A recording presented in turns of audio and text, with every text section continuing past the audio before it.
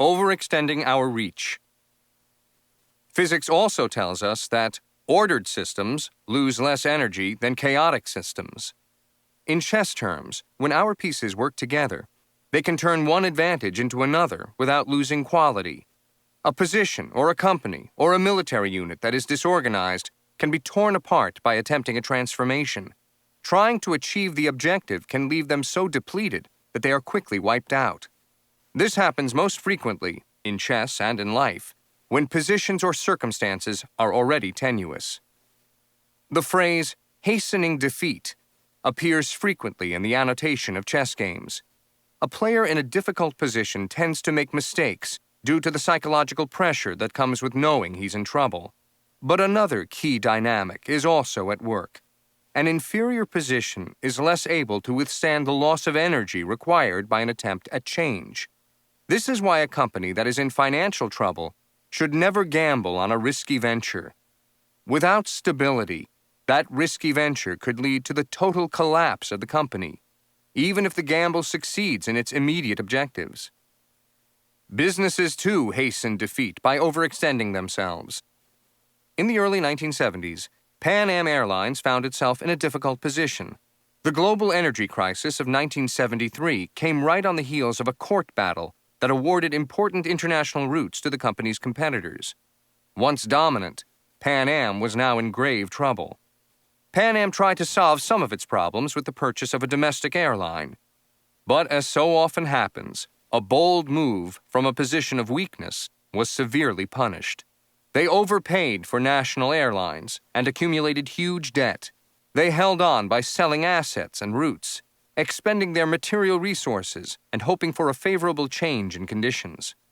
The company was so fragile that all it would take was one more negative development to knock it out. In 1988, the Lockerbie terrorist bombing of Pan Am Flight 103 was the proverbial last straw.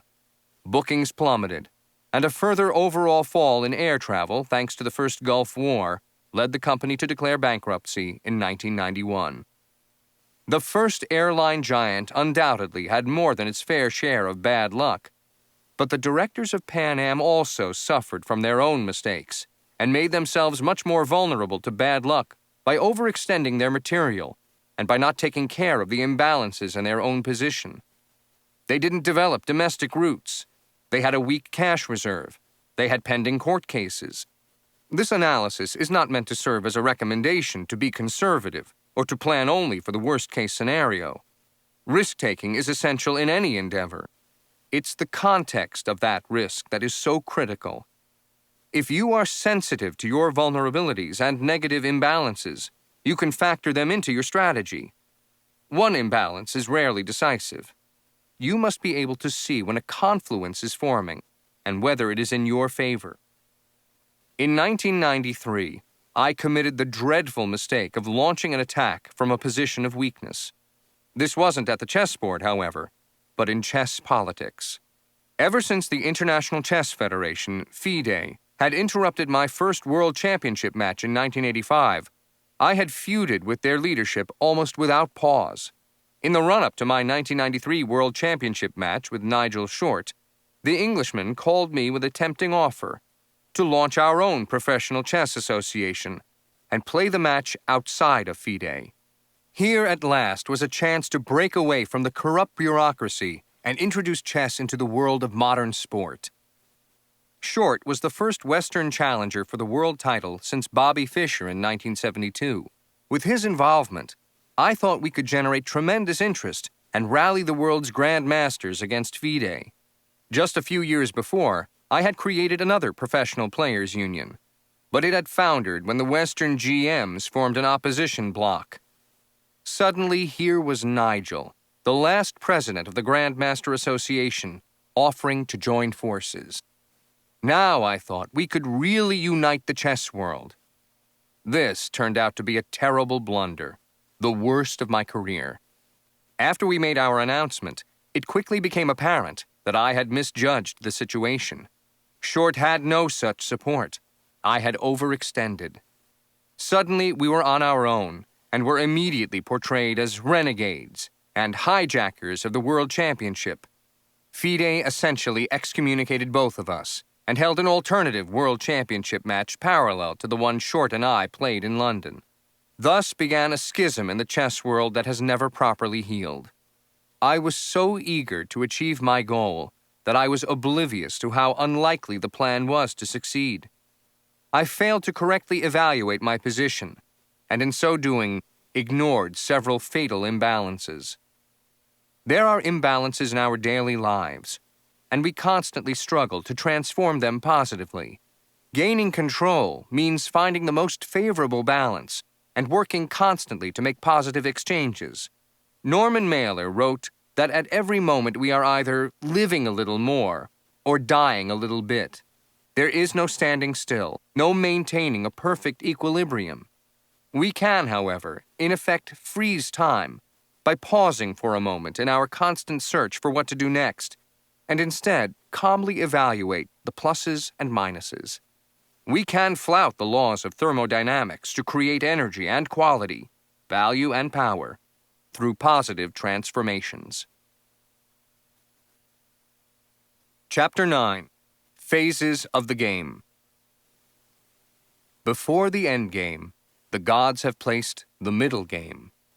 Siegbert Tarrasch. Abraham Lincoln began his famous House Divided speech in 1858 with a brilliant observation.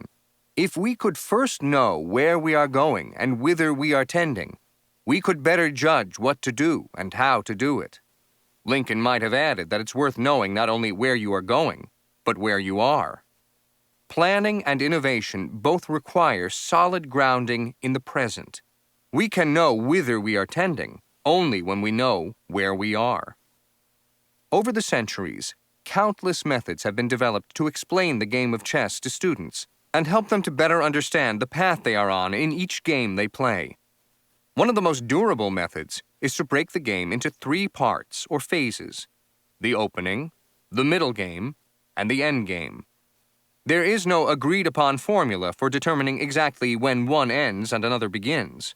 But without question, each phase has distinctive characteristics, and each poses problems that benefit from different modes of thinking. Know why we make each move we make. Simply put, the opening is the phase of the game where the battle lines are drawn. The pawns establish the contours of structure. The pieces get off the back rank and take up hostile or defensive positions. The opening, though, is far more than a trivial mobilization of forces. It establishes what sort of battle is to come, and is the first and best opportunity to move the game into channels where you are better equipped to fight than your opponent. The opening is the subtlest, most difficult phase of the game, especially at the highest level of competition. An essential element of this starting phase is the actual opening, the term we use to describe the hundreds of predetermined sequences of moves, the set plays, if you will, that great chess players have devised to begin games. These usually have names, such as the aforementioned dragon variation. These proper names can derive from the player who coined the variation, the city or country where the originating game was played, or a literal, or poetic, description of the position. The dragon variation is said to get its name for the way the alignment of the pawns looks like the constellation Draco. The names of the openings make up much of chess players' jargon, populating our discussions with everything from the Sicilian dragon to the Marazzi bind, from the martial attack to the King's Indian. Players, even club amateurs, dedicate hours to studying and memorizing the lines of their preferred openings. This knowledge is invaluable, but it can also be a trap. Many make the mistake of believing that if they know what a famous grandmaster played in this exact position back in 1962, they don't have to think for themselves. The theory is this: if they can just follow the games of great players, move by move, for as long as they can, and if they remember more than their opponent, he'll eventually make a mistake. In competitive play, though, that theory rarely holds up. Long before a player becomes a master, he realizes that rote memorization, however prodigious, is useless without understanding. At some point, he'll reach the end of his memory's rope, and be without a pre-made fix in a position he doesn't really understand. Without knowing why all the moves were made, he'll have little idea of how to continue when play inevitably advances beyond the moves he was able to store in his memory. In June 2005 in New York, I gave a special training session to a group of the leading young players in the United States. I had asked them each to bring 2 of their games for us to review, 1 win and 1 loss. A talented 12-year-old raced through the opening moves of his loss, eager to get to the point where he thought he'd gone wrong. I stopped him and asked why he had played a certain pawn push in the sharp opening variation. His answer didn't surprise me. That's what Vallejo played. Of course, I also knew that the Spanish Grand Master had employed this move in a recent game, but I also knew that if this youngster didn't understand the motive behind the move, he was already headed for trouble. This boy's response took me back to my own sessions with Botvinnik 30 years earlier. On more than one occasion, he chided me for committing the same sin of blind emulation. The great teacher insisted that his students recognize the rationale behind every move. As a result, all of us learned to become great skeptics, even of the moves of the best players. We would discover a powerful idea behind each Grandmaster move, but we also found improvements. We studied, we questioned, we grappled with the idea behind a series of moves, and eventually we could build our understanding and create more and better strategies. For players who depend on memorization, the opening ends when their memory runs out of moves, and they have to start thinking for themselves. A rote opening might carry you to move 5 or even move 30, but this practice always inhibits your development as a player. It is one thing for a world-class player to rely on memorization. He already knows all of the whys behind the moves. For your own development, it's far more important to think for yourself from the very start. The purpose of the opening isn't just to survive the beginning of the game. It's to set the stage for the type of middle game you want, or the type of game your opponent doesn't want. To know what this is requires preparation, study, and opposition research. Which openings does tomorrow's opponent play? What happened the last few times you played each other? Can you find a new idea in one of these openings that might give you an early advantage? What types of position does he dislike? Which opening choice can lead you into those positions? If you make the right decisions at the outset, you can narrow the field of view and begin unfolding your strategy with care and precision. Creativity in the opening phase is now most often cultivated in the comfort of home instead of in the fires of competition. Computer databases contain almost every serious game ever played, including, thanks to the internet, those played just yesterday. You can call up your opponent's entire career in a second and look for tendencies, weaknesses, holes in his opening repertoire. Then you head to the board to face someone who has done exactly the same research on you. By the time a player becomes a Grand Master, almost all of his training time is dedicated to work on this first phase. The opening is the only phase that holds out the potential for true creativity and doing something entirely new, for finding something that no one else has found. Although the area narrows each year, there remains a great deal of unexplored territory. You can set off on your own without anyone knowing what you are working on. You can look for traps and new ideas, and then return from your explorations ready to spring them on your opponents. It's as exciting as being an inventor in a laboratory, trying out ideas in the privacy of your own creative space. Who among us wouldn't agree that he is at his most imaginative when he is away from the office or his regular place of work? With so much precedent and history available at anyone's fingertips, the power of surprise is more difficult to harness, but it also packs a greater punch when you do find something new. So dedicate yourself to making the time, finding a space in which you can think and learn, and finding new ideas with which to shock your adversaries. Art is born from creative conflict. It's generally agreed that the opening phase is over when the pieces have left their starting squares and the king has castled out of the center to safety. Now we come to the middle game, in which the forces become engaged. The pieces have been developed, the kings are safe, or for more excitement, are not, and the battle lines have been drawn. It's time for the forces to meet and for blood to be spilled. It is a time for creativity, fantasy, and energy. At the start of the game, the pieces are inert. The opening coils the spring, putting the pieces in position to release their energies. In the middle game come the explosions. It is rare to be exactly where you want to be after the opening phase has ended, and it's almost impossible for both players to be happy. Your opponent is always countering, interfering with your plans, and vice versa. This means fresh evaluations are always required. You must constantly process new reports from the front. Even if you have been in this exact position in another game, it is critical to evaluate it anew, especially since your opponent is also aware you've been here before and may have prepared something nasty. The thing that worked last time may not work this time, precisely because it worked last time. Survey the landscape, examine the imbalances, and formulate a strategy. Our MTQ analysis is similar to what those in the corporate world call SWOT reports, which stands for strengths, weaknesses, opportunities, threats. The difference in chess is that your opponent's every move, decision, and action is right there before you, all the time. Still, you must simultaneously analyze both positions, his and yours, before you can formulate and execute your strategy. You must also be aware of any immediate need for action. Do you need to put deeper strategic concerns on hold and respond to imminent danger? Can you create a threat that will force your opponent on the defensive and out of his game plan? If there aren't any immediate tactical considerations, you can continue developing your strategy and pushing toward your intermediate objectives, the process you began in the opening. All of the elements that elevate chess to an art are native to the middle game.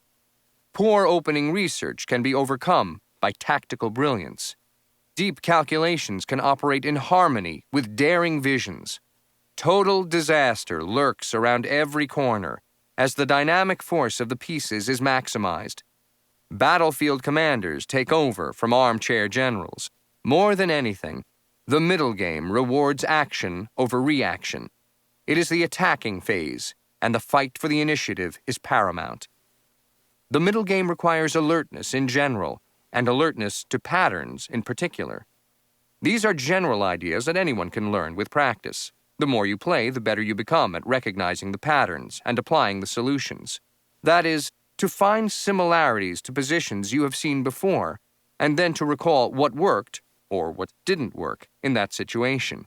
There is still potential for great creativity if you are able to relate known patterns to new positions to find the unique solution, the best move. In the business world, for example, a company enters the middle game as soon as a product is launched into the market. Preparation is over, and now it's time to maneuver with advertising and price points.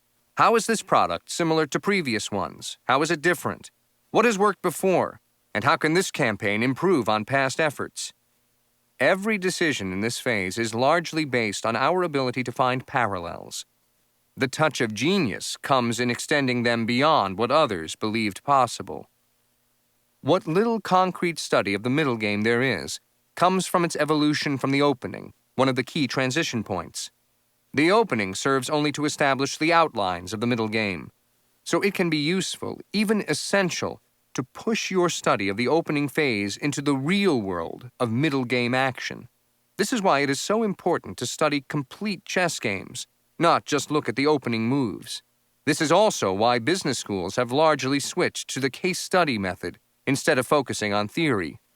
All the study and preparation in the world can't show you what it's really going to be like in the wild.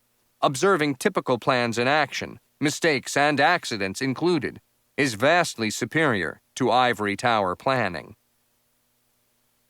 Make sure a good peace follows a good war.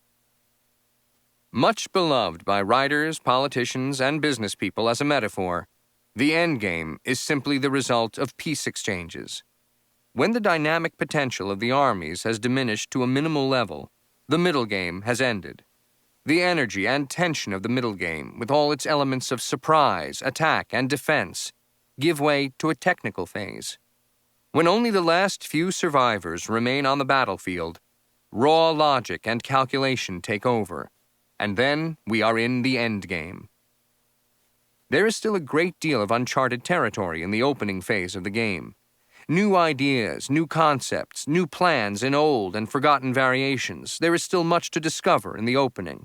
The tactical patterns and strategic concepts of the middle game have been well mapped out by generations of grandmasters, although there are occasional fresh twists.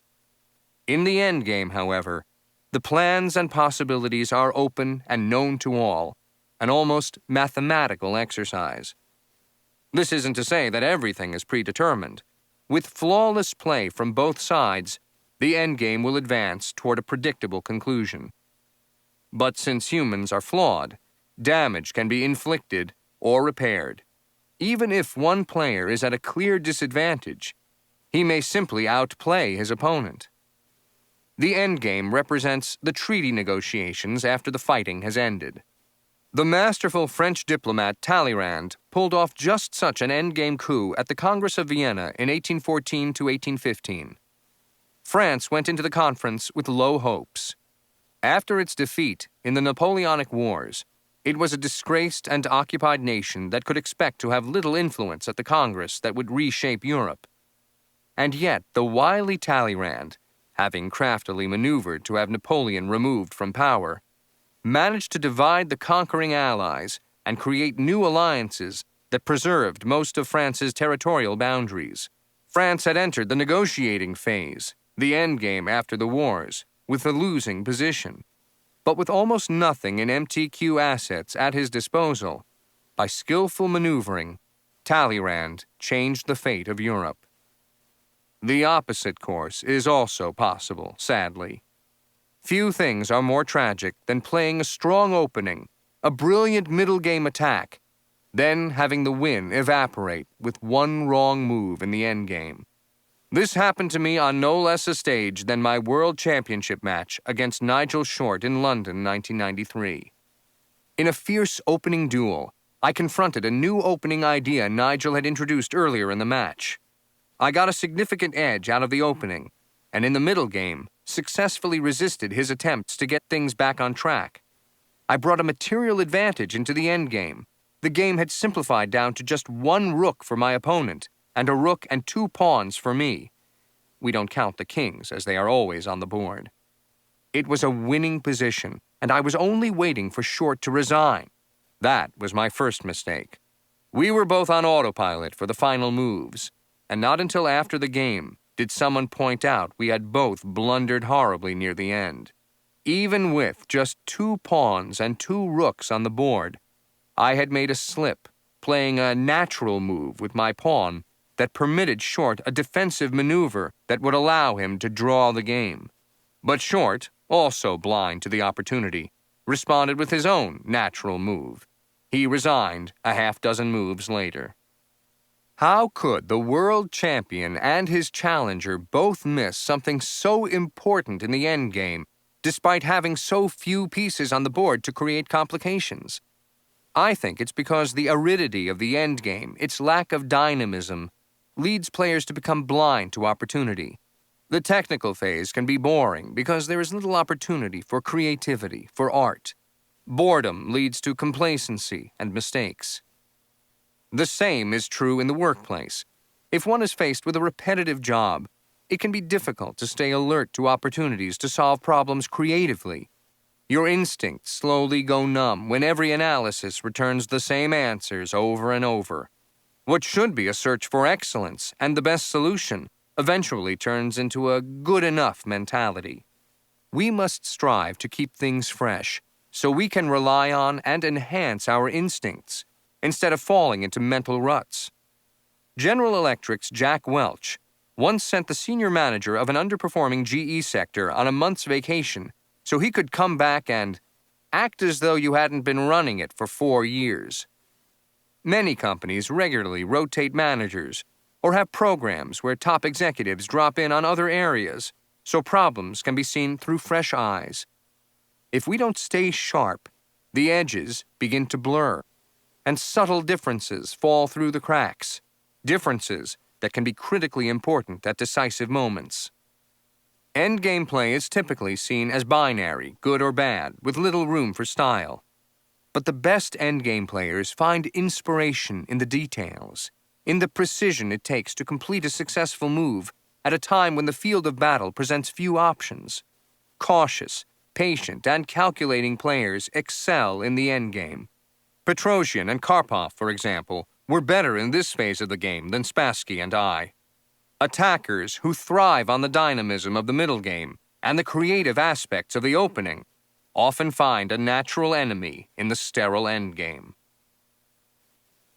Eliminating phase bias. Of course, the best players in history had to excel at every phase of the game to reach the top. There is, however, still room to shine in certain areas. I freely confess that my endgame prowess fell short of my middle game skills and my opening play. Karpov was stronger in the middle and final phases than he was in the opening, although he compensated by working with well-chosen coaches. Vladimir Kramnik, who took my title in 2000, has excellent opening preparation, and he shines in the endgame as well. In the dynamic middle game, but only relative to his play in the opening and the endgame, the quality of his play lacks consistency. It's a good exercise to break down your own skills and performances this way. What are your strong points? Creative preparation? Fluid action? Calculating details? Do you shy away from any of these areas? Many players depend too heavily on a talent for one area or another, which limits their growth and their success. A tenable endgame is better than an inferior middle game, but if you don't like quiet positions, you may not realize this until it is too late. You must work to discover and eliminate the weaker parts of your game. For me, this has always meant controlling my desire for action and stopping to consider when it might be counterproductive. My love of dynamic complications often led me to avoid simplicity when perhaps it was the wisest choice. This inclination was strong in me even away from the chessboard, where my instincts were usually correct. My years working to overcome this tendency in my chess has helped me in my transition to politics. I am quicker to realize when it's time to stop attacking and to begin maneuvering and negotiating. Don't bring a knife to a gunfight. One phase often changes to another invisibly, and sometimes changes back with as little notice. What is important is to not make assumptions about a position that depend too much on the characteristics of a single phase. What works to your benefit in the middle game may hurt you in the end game, and an acute sense of timing is essential. I've seen many examples of one player relaxing into a technical endgame, only to find that his opponent is still in the creative middle game. In the 11th round of the 2002 Chess Olympiad in Slovenia, I had the black pieces against the top German player, Christopher Lutz. The game slowly simplified into a position without queens and only 3 pieces per player. Lutz brought his knights to the far side of the board, where they became tangled up in seeking relatively insignificant gains. In an endgame, this loss of time wouldn't be a major factor, but with his pieces on the other side of the board, I saw a chance to mount an attack on his king. Even after it was clear what I was trying to do, Lutz underestimated the danger. He was already in endgame mode and wasn't able to switch back into a dynamic middle game mentality to react to the threat. My small army soon cornered his king and forced him to resign. Misunderstanding the nature of the position and playing in the wrong phase, as Lutz did, can happen at other transition points as well. Underestimating dynamic factors also happens in the early stages of play. Even a well-prepared player can delay thinking critically in the early middle game. Routine moves might pass in the opening, but they can lead to unpleasant surprises if your opponent is paying attention to more aggressive lines than you are. That is, if he is already playing the middle game, while you're still in an opening mindset. These errors in transition occur in every area that involves planning and strategy. No matter what pursuit a smart planner is engaged in, he takes all 3 phases into account throughout. What sort of middle game is his opening going to lead to? Is it one he is prepared for? Does he have experience with this type of negotiation, or battle, or job, or project? If so, how did the phases of the game evolve? Austria's Rudolf Spielmann wrote, "We must play the opening like a book, the middle game like a magician, and the end game like a machine." Your goal should be not just to perform well in each phase, but to make the transitions seamless. We must now take the results of all this study and evaluation and transform it into action. Chapter 10. The Attacker's Advantage. Even a bullet fears the brave. Russian saying. Flexing your intuition leads to strong decision-making. Intuition and instinct form the bedrock of our decision-making, especially the rapid-fire decisions that make up our daily lives. We don't have to analyze why we turn left here and right there on the way to work. We just do it. A chess player can spot a simple checkmate in 3 moves without hesitation, even if he's never seen that exact position before in his life. We depend on these patterns the way we depend on our autonomic systems to keep us breathing. We are not like whales, which have to think about every breath. You wouldn't want to consider every decision you make, and so you rely on patterns gleaned from experience. These are essential shortcuts and have no drawbacks as long as they are confined to the basic functions. Problems arise when we begin to rely on patterns for more sophisticated decisions in our lives. This stifles creativity and leads to a one-size-fits-all approach to decision-making as we try to force the same patterns and solutions onto every problem we face. With the sheer quantity of decisions we make every day, even small improvements and adaptations in our processes make a huge cumulative difference. It's like making a tiny enhancement in an assembly line that shaves a few precious seconds off the production of each car. Big branches in the decision tree require extra caution. These are the forks in the road that leave us with no way back. It is an old chess maxim that pawns can't move backward, which is more than a simple statement of the obvious. If I put my bishop on a bad square, I can later change my mind and move it back, and the same goes for any other piece. But pawns can only move in one direction, forward. We often talk about committal moves, usually captures or other moves that change the position irrevocably. Every pawn move is of this sort and must therefore be considered more carefully. Life's rules aren't as clear as those of chess. We can't always know when a decision will lead to irreversible consequences. As with detecting a crisis, sometimes it is obvious, and at other times you have to go on instinct. It is always valuable to ask ourselves if we will be able to reverse course if our decision turns out poorly. What will our alternatives be if things go wrong?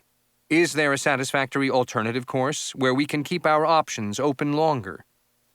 This mentality requires us to overcome the desire to release the tension. Many bad decisions come from wanting to just get the process over to escape the pressure of having to make the decision. This is the worst type of haste, an unforced error. Resist it. If there is no benefit to making the decision at the moment and no penalty in delaying it, use that time to improve your evaluation, to gather more information, and to examine other options. As Margaret Thatcher put it, I've learned one thing in politics. You don't make a decision until you have to. As ever, my personal preference is to err on the side of intuition and optimism. Decisions derived from positive thinking may not be any more accurate than conservative decisions, but we definitely learn more from our mistakes. Over time, our decisions will become more accurate as we exercise and hone our intuition. Most of us are happier when doing, when fulfilling the human need to push boundaries. As F. Scott Fitzgerald wrote, vitality shows not only in the ability to persist, but in the ability to start over. If we err and must begin again, we must. This vitality isn't only about quality of life. Staying motivated and involved in decision-making is one key to improving it. One of the best ways to do this is to take the initiative, which puts positive pressure on you while challenging your competition. I like to say that the attacker always has the advantage. The aggression double standard.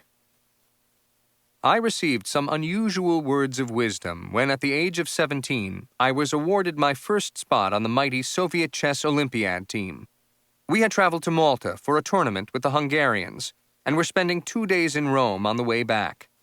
My teammates were at least twice my age on average, so we had very different agendas on our free days.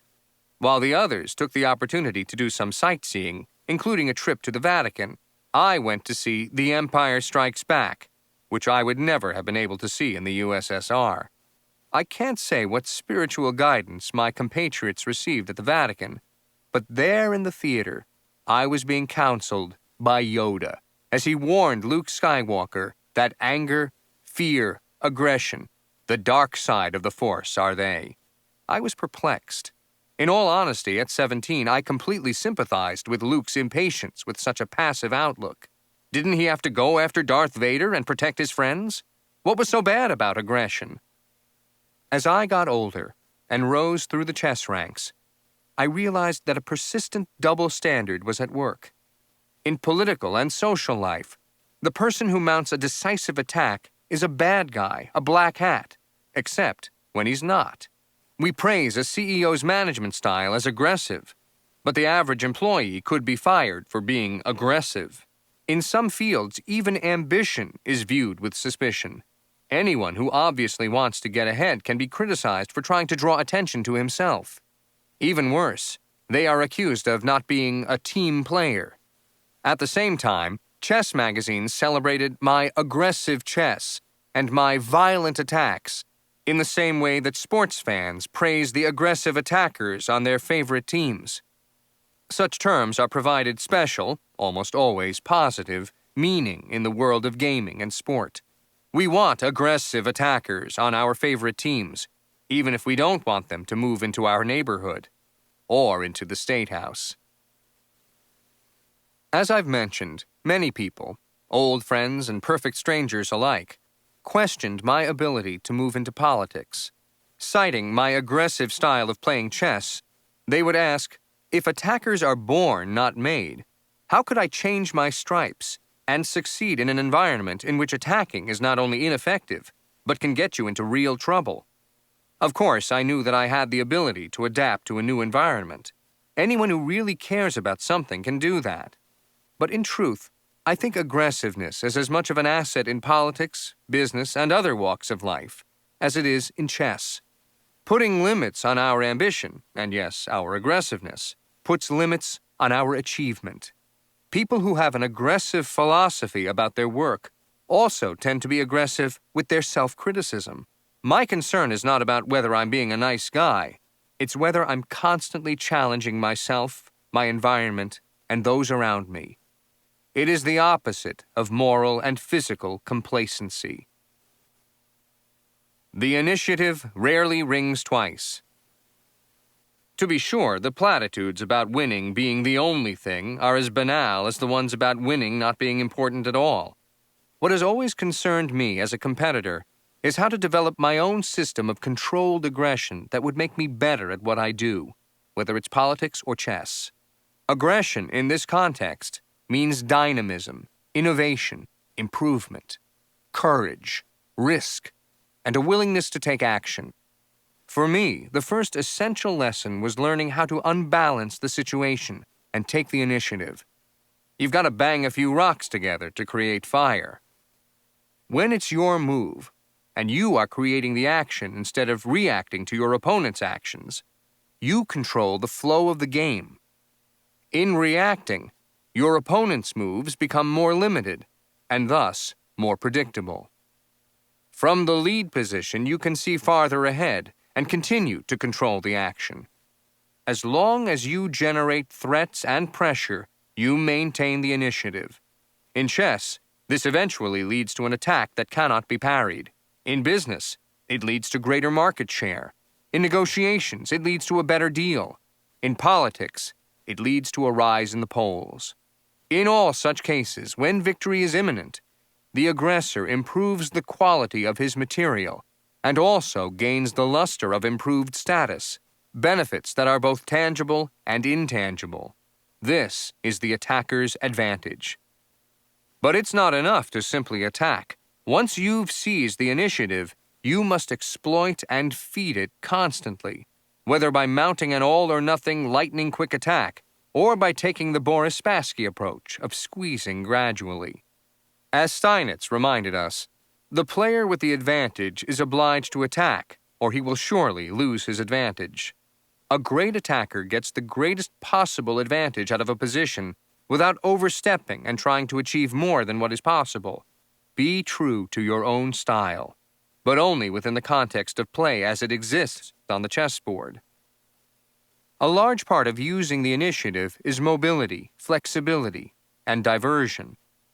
The odds are against your winning a game against a strong player if you have only a single point of attack. Think of it in military terms. Stationing all the men in all the divisions of your army to attack one spot will leave you terribly exposed when you become the defender. This is what the Allies knew when they prepared for the famous D-Day attack, Operation Overlord, which was the largest seaborne invasion in history.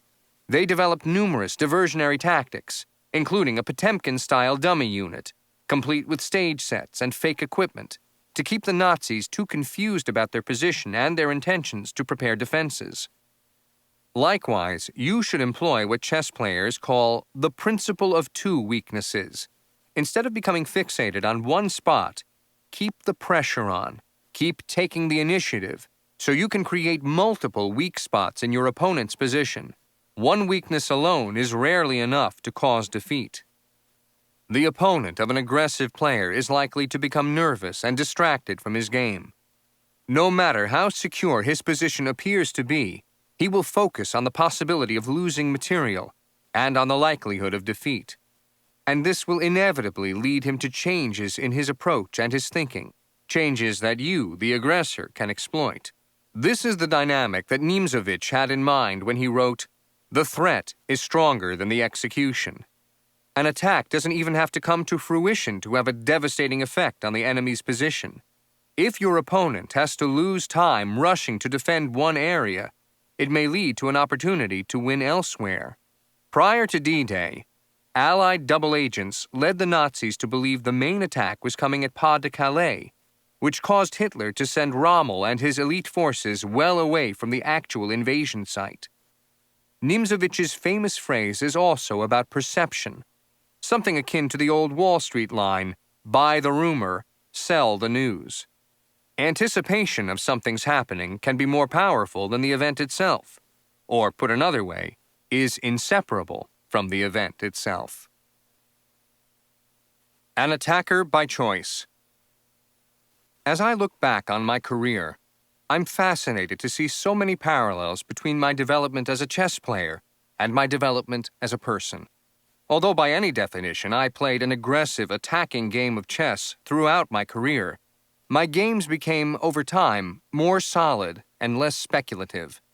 In my 30s, after a decade as world champion, I was less likely to embark on an uncertain assault and more likely to be patient and wait for just the right moment to attack instead of rushing ahead. It's hard to know how much I was being affected by the general conservatism that often comes with age.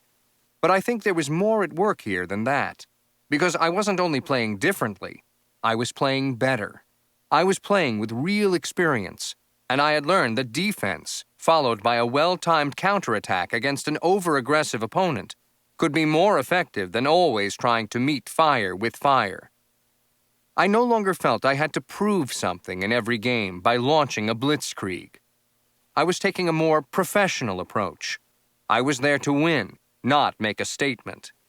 The people who are closest to me tell me that they see the same thing at work in the way I came to deal later in life with the media and in my business affairs. The two key events were the break with FIDE in 1993 and the collapse of the Professional Chess Association I started, which combined really took the wind from my sails, making me more circumspect. The FIDE break coincided with the painful dissolution of my first marriage and my separation from my wife and my daughter Polina. Stability, both on the board and in my private life, returned in the second half of the 1990s.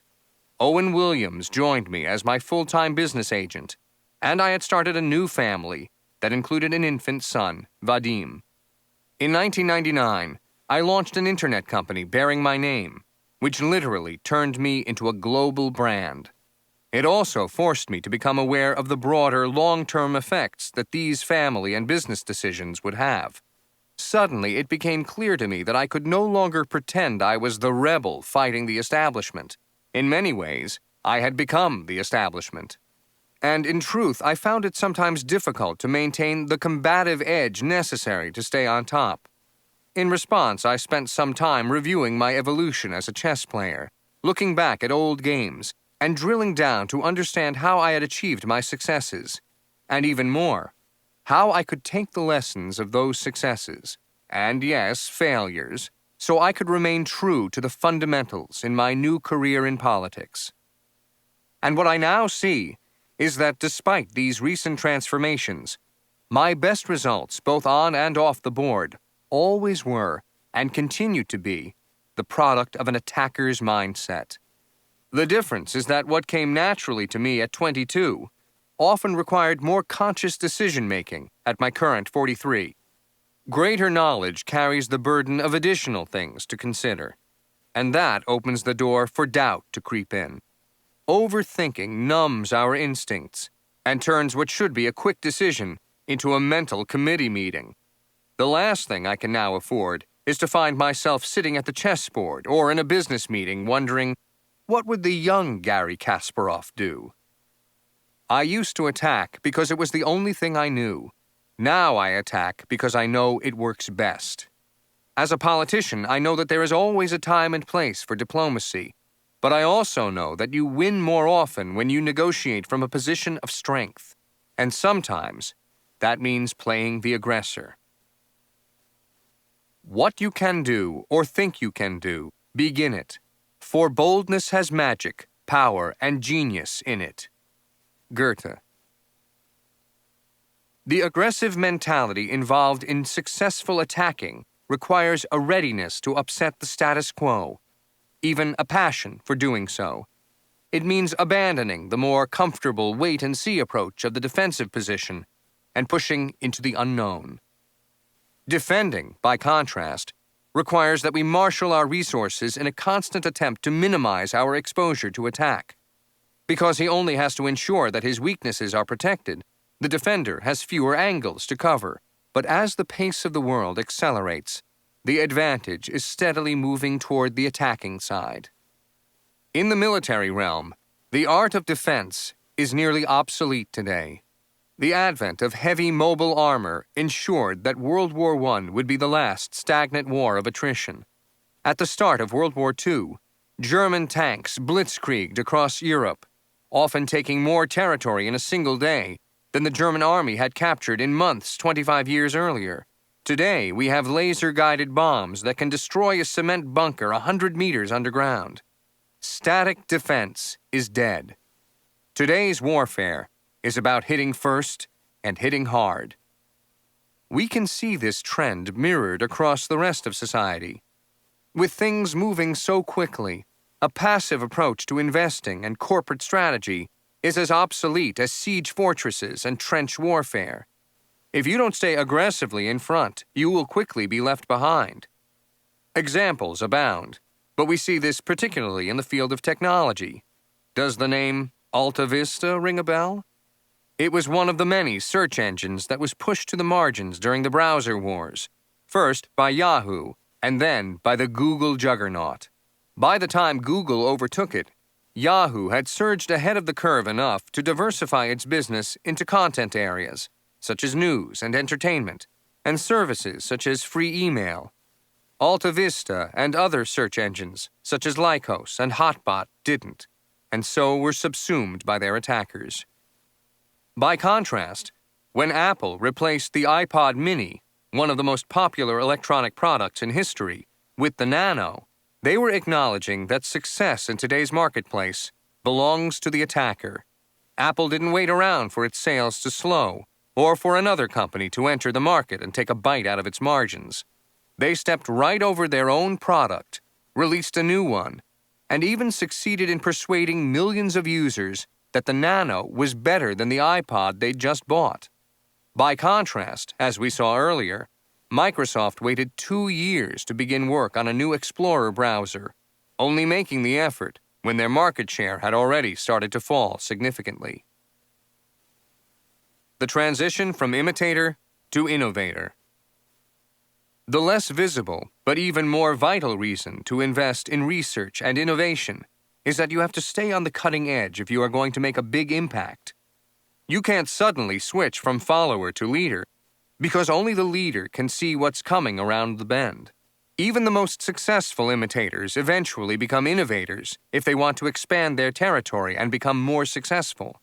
Those who fail to make this transition are usually supplanted by other imitators.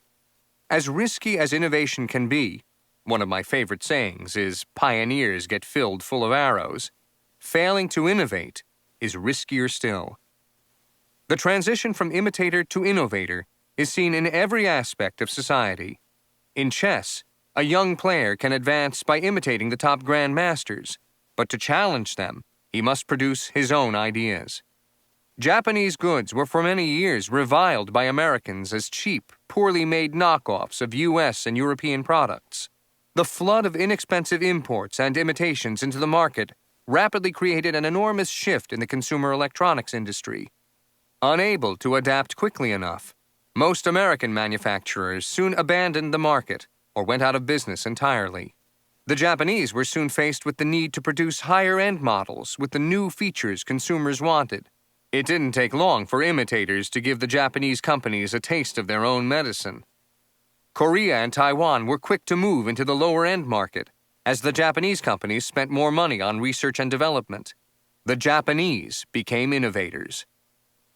Just like Darwinism in nature, innovation is quite literally about survival. We have to keep evolving, and that means staying aggressive instead of standing still. The will to attack. As Tartakover said, the first essential for an attack is the will to attack. All of our planning and evaluation skills are academic if they aren't combined with the nerve to employ them and to strike when the opportunity arises. If you're already in a fight, you want the first blow to be the last, and you had better be the one to throw it.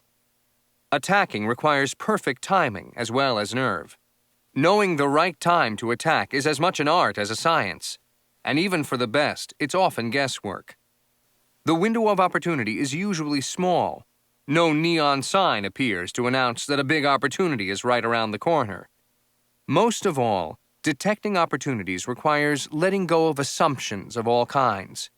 This is especially true in quiet positions, those periods of stability that seem unlikely to produce attacking chances. We are often reminded never to underestimate our opponents, but overestimating them also leads to missed opportunities. If you keep an open mind and consider an aggressive option first in every situation, you won't miss those chances. Assume it is the right time to strike. Pushing the action gives us more options and a greater ability to control our fate, which creates positive energy and confidence. This energy we create is no small thing. Tall once said that perhaps the worst move of his life was one he didn't make.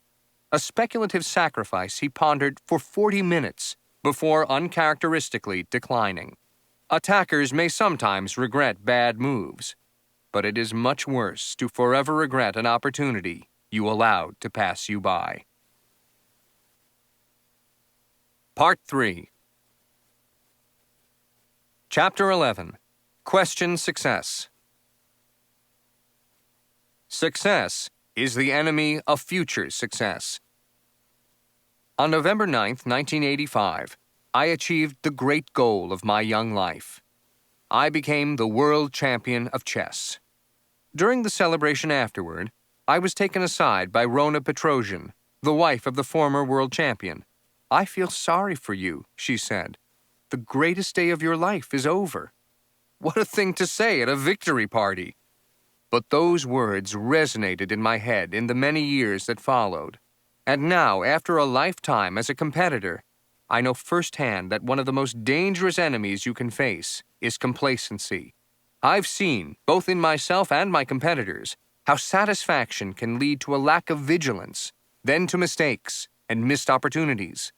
Success and satisfaction may be our goals, but they can also lead to bad habits that will impede greater success and satisfaction. The gravity of past success. After that huge early victory, I spent the next 15 years in a constant battle to augment my strengths and eliminate my weaknesses.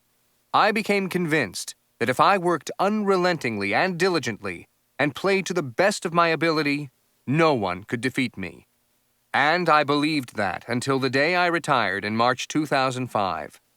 How, then, can I explain my loss to my countryman Kramnik in our 2000 World Championship match? In Chapter 2, we looked at his success purely at the chess level by analyzing how he succeeded in selecting and controlling the battlefield for our contest.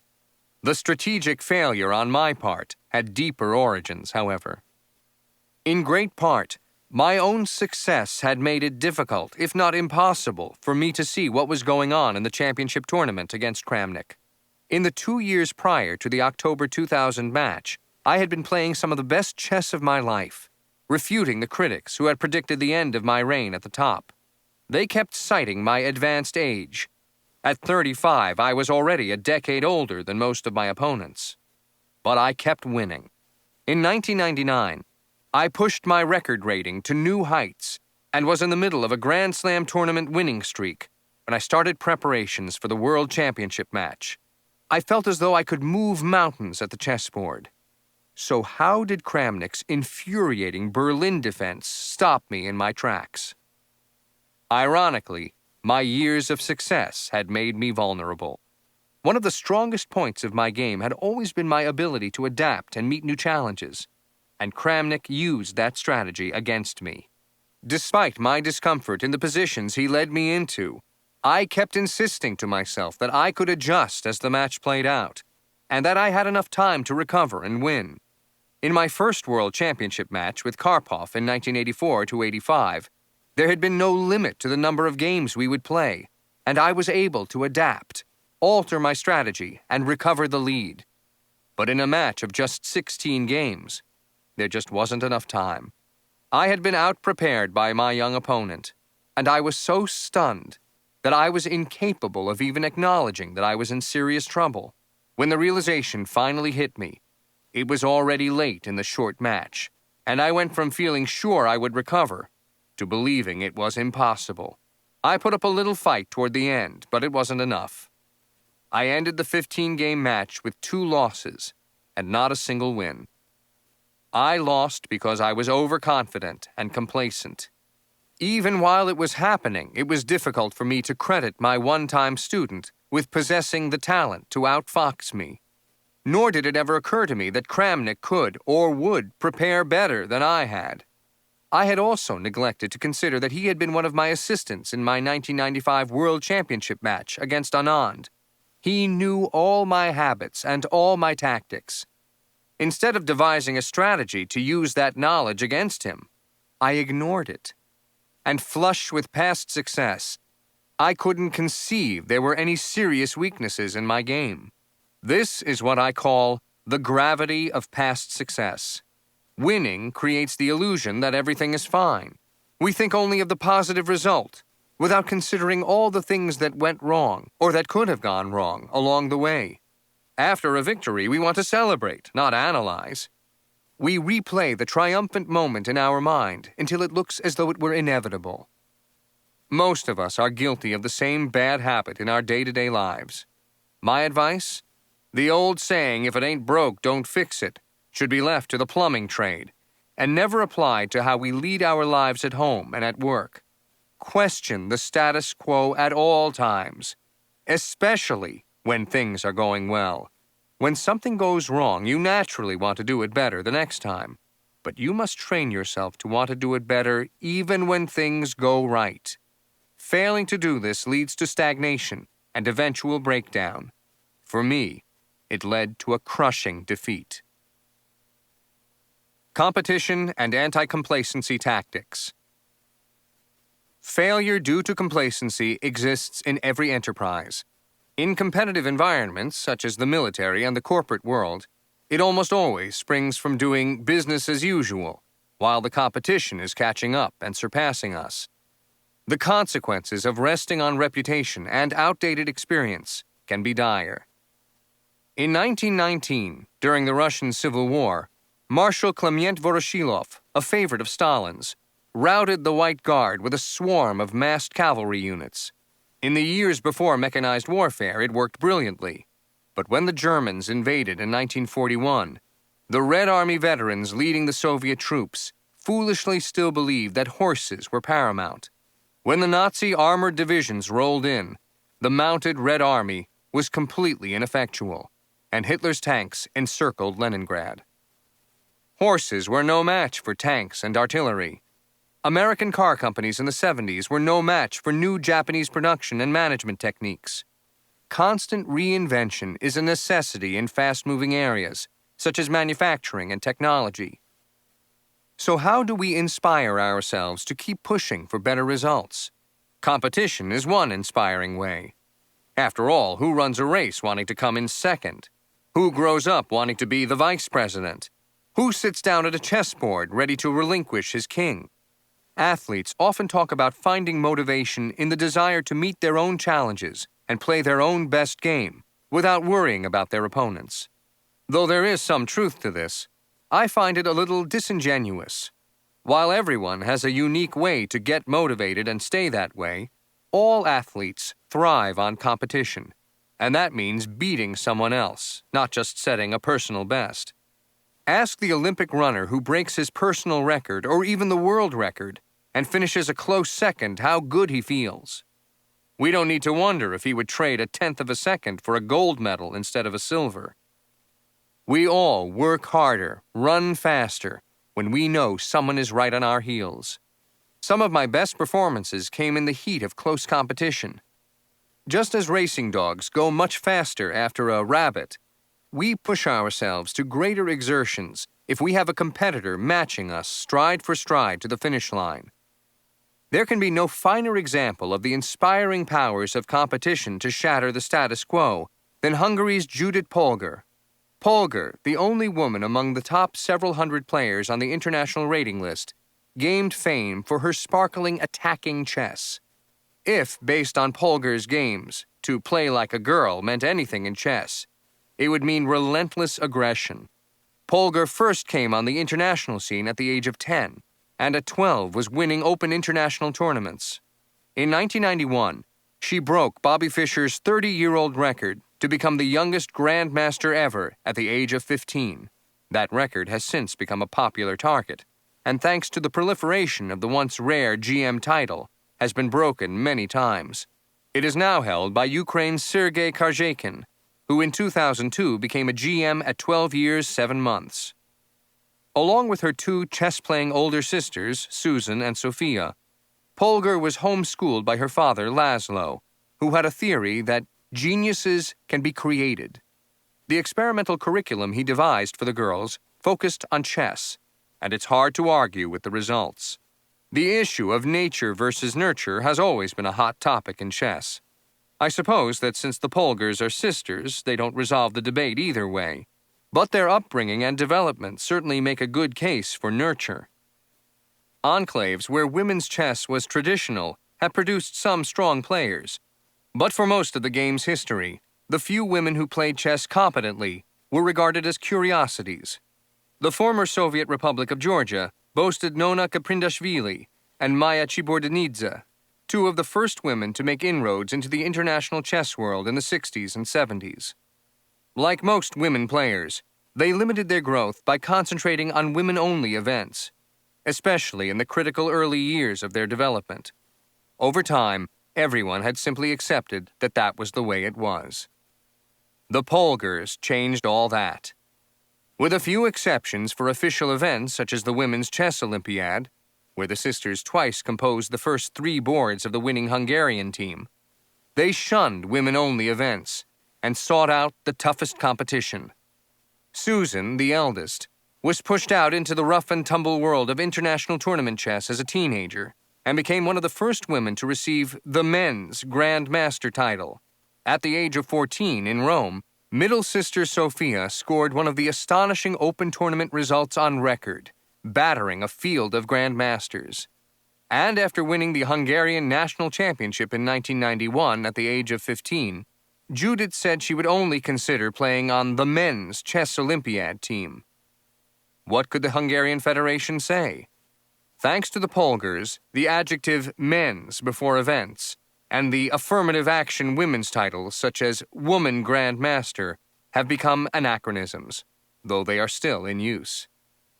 By seeking out and often besting the toughest competition, the Polgars showed that there are no inherent limitations to their aptitude, an idea that many male players refused to accept until they had unceremoniously been crushed by a 12-year-old with a ponytail. In 2005, Judith returned to chess after taking a year off to have a child. Her first engagement after her return was a tough one, the Chorus Super Tournament in the Netherlands, and she finished with a positive score and gained rating points.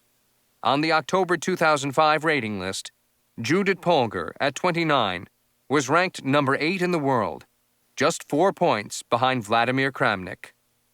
It may well be that the Polgars were partly pushed to excellence by their desire to prove that women can be as capable at the board as men. What's most notable for our purposes is that they became better players than any other women by facing tougher competition than those women.